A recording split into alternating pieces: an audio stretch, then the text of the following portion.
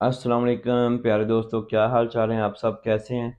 उम्मीद करता हूं कि आप सब खैरियत से होंगे। अल्लाह ताला आप सबको हमेशा खुश रखे और खुश रहा करें। अल्लाह ताला आप सब के लिए बहुत सानियाँ पैदा करें और आप दूसरों के लिए सानियाँ पैदा करें। आज हम बात करेंगे कि पुर्तगाल में आप अगर आते हैं तो आपको ज़्यादा से ज़्यादा कौन से काम मिल सकते हैं, आप क्या काम कर सकते हैं, आप कितना कमा सकते हैं हर माह। तो दोस्तों, अगर आप पुर्तगाल में आते हैं तो सबसे पहले जो आपको आम तौर पे काम मिलते हैं वो शॉपकीपर के काम मिलते हैं। कोई अपने साथ रख लेगा आपको शॉप के ऊपर, एज ए सेलमैन कह लें, एज ए काउंटर सेलमैन कह लें आप। तो उसकी जो सैलरी होगी वो तकरीबन राउंड अबाउट मैं बताऊंगा। अगर आपको एक्सपीरियंस है तो और बात है, अगर आप एक अच्छे सेलमैन है तो उसकी और सैलरी होगी। कई लोग होते हैं कि पाकिस्तान में वो एज ए काउंटर सेलमैन उन्होंने काम किया होता है, और कुछ लोग होते हैं कि बिल्कुल उनको कोई तजुर्बा नहीं होता। उनके लिए ये काम नहीं, वो पहले सीखेंगे फिर करेंगे। हो चाहे वो स्टार्ट में बोले आप 400 लें, हो चाहे 450 500 दें, और अगर आपका तजर्बा एक्सपीरियंस है तो हो चाहे 600 650 700 या 800 या 850 900 पे स्टार्ट हो, और आपकी एक अच्छी इनकम जो है वो पुर्तगाल में आप कमा सकते हैं। और अगर आप इसके अलावा देखें, आप रेस्टोरेंट की लाइन में जा सकते हैं।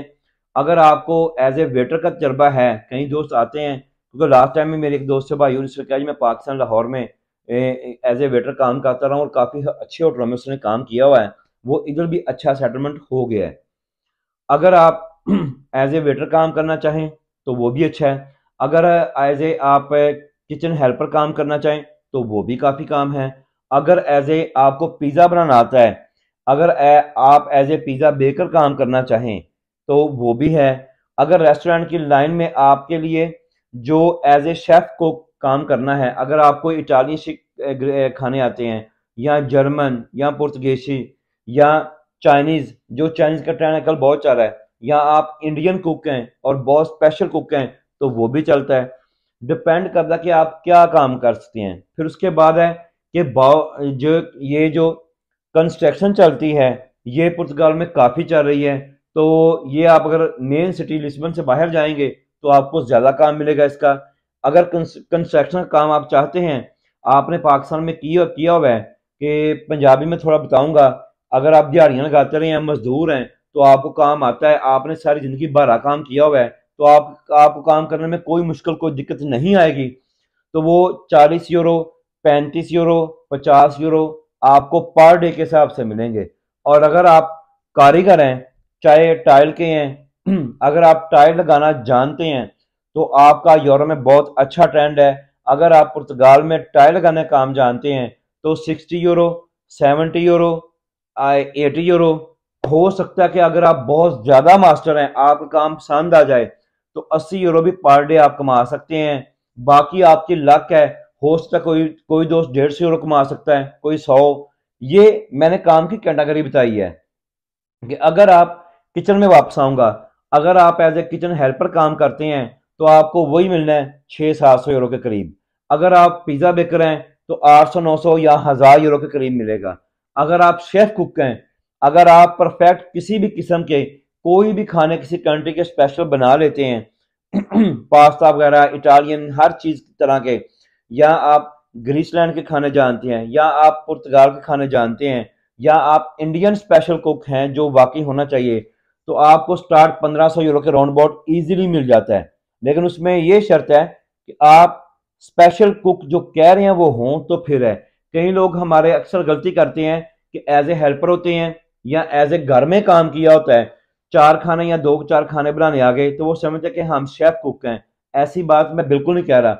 अगर वो जाकर कहीं इंटरव्यू देंगे तो वो कहेंगे जी खाना बना के दिखाएं, तो बाद में खाना उनको पता चल जाता है कि ये होटल लेवल का खाना बना है या घर के लेवल का बना है।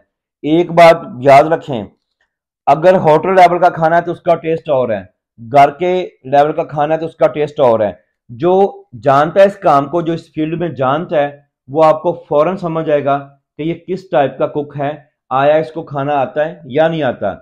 तो इसके अलावा आपको, जो मैंने पहले बात की है, as a shopkeeper, as a आपको काउंटर सेलमैन बहुत ज्यादा काम मिलते हैं। लेकिन एक बात याद रखें, उसमें पे कम होती है। हो सकता है कि आपको हैंडियों की दुकान पे, सॉरी, मोबाइल की दुकान पे काम मिल जाए, एज ए सेलमैन बात कर रहा हूँ, एज ए रिपेयरिंग अगर काम जानते हैं पुर्तगाल में तो उसके आप अच्छे अर्न कर सकते हैं। अगर आप कहते हैं कि जी मैं हैंडियों काम जानता हूँ मोबाइल का सॉरी जर्मन में हैंडी कहते हैं, तो मोबाइल का काम हार्डवेयर जानता हूँ या सॉफ्टवेयर जानता हूँ, तो उसमें तो आप अनलिमिटेड अच्छा कमा सकते हैं कहीं भी, वो आपकी स्किल है। और मैंने इस पे बार बार कहा कि स्किल की जो पे होती है वो अलग से होती है, वो आम तौर पे एज ए मजदूर मेंशन नहीं होती।